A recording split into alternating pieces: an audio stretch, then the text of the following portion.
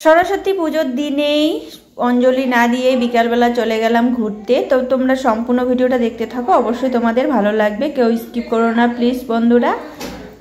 সুপ্রভাত বন্ধুরা, কেমন আছো তোমরা সবাই? আশা করি খুব ভালো আছো, আমিও অনেক ভালো আছি। ববিতা মণ্ডল ব্লগে আমি ববিতা, আমার চ্যানেলে নতুন দিন নতুন একটা ছোট্ট ভিডিওতে সবাইকে ওয়েলকাম। যেহেতু আজকে সরস্বতী পুজো, বাঙালি মানে লেপাকুছা, আর আজকে দেখো আমি এতটাই আলসি হয়ে গেছি। আমার এরকম আজ বিয়ের প্রথম মানে ফার্স্ট আজকের দিনে এরকমটা হলো, কারণ আমি এমন পুজো অনুষ্ঠানে উঠোন লেপি নাই, এমন কোনো দিনও হয়নি। তো আজকেই ফার্স্ট টাইম আমি উঠোন লেপি নাই, এটা হচ্ছে গোবরের ছড়া দিছি পুরোটাই, তোমরা দেখলেই তোমাদেরকে দেখাইলাম। আমি মানে একদম পুরো উঠোনটাকে ভিজিয়ে দিয়েছি, মানে এতটাই গোবরের ছড়া দিয়েছি, 4-5 বালতির মতো জল দিয়ে, মানে একটু বেশি করে দিয়েছি যেহেতু আমি লেপবো না সরস্বতী পুজো আজকে। আর তার জন্য আর দেখো সিঁড়ি টিড়িগুলো ধুয়ে নেবো, গেটের সামনে জল ঢেলে দিব, তার জন্য নিয়ে নিলাম বালতি আর ঝাঁটা হাতে। তো এই জন্য তোমাদেরকে প্রথম সকালবেলায় ঝাঁটা দেখিয়ে মানে দেখাইলাম না, প্রথমে ধরিনি আমি, তার জন্য পরে এই কাজটা করতেছি।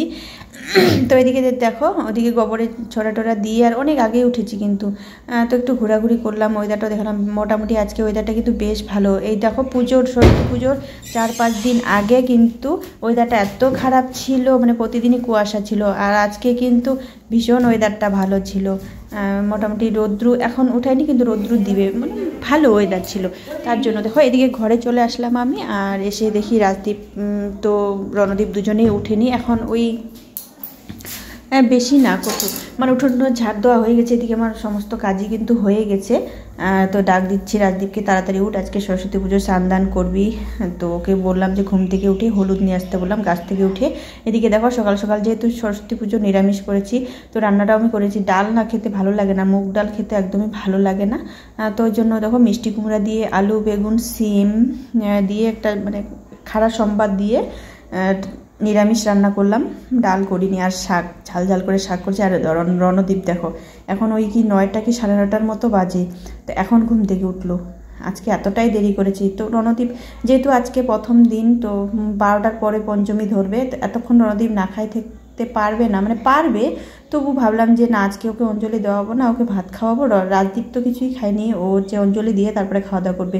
তো এখানে পাশেই বাড়িতে পুজো হচ্ছে, সবাই মিলে ওরা পুজো করতেছে বাচ্চাগুলা, তো সেখানে অঞ্জলি দিবে রাজদীপ। আর রণদীপ আজকে দিবে না, কালকে ওদের স্কুলে 9টার মধ্যে পুজো হবে, তো ওখানেই আমি যাব অঞ্জলি দিতে ওকে নিয়ে কালকে স্কুলে।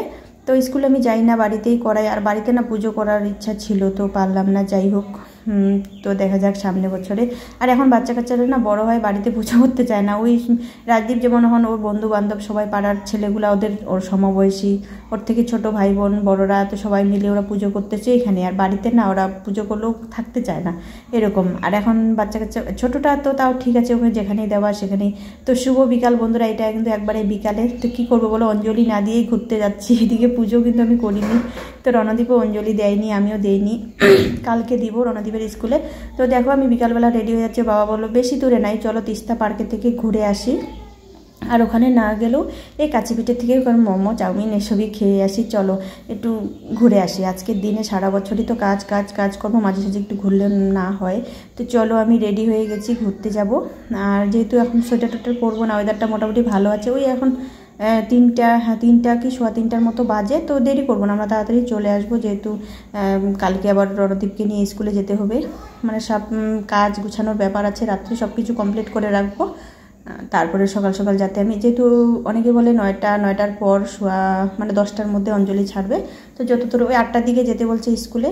তো দেখো রেডি হয়ে গেছি। আর রণদীপ দেখো জুতো নিয়ে হাতে বাইরে দাঁড়িয়ে আছে জুতো পরার জন্য, তখন থেকে রেডি হতে বলতেছে না, শোনে না, মোবাইল দেখতেছে। যেই আমি রেডি হয়ে গেছি পুরোপুরিভাবে, তারপরে ও রেডি হচ্ছে। তো এদিকে দেখো বন্ধুরা, ঘুরে টুরে চলে এসেছি। এসেই কিন্তু আমি রান্নাবাড়ি সব কিছুই আমার হয়ে গেছে কমপ্লিট। আর মশারি টাঙিয়েও দিয়েছি, শুয়ে পড়েছে কেউ। তো আমিও এখন শুয়ে পড়ব, বেশি দেরি করব না, কালকে যেহেতু তাড়াতাড়ি উঠতে হবে।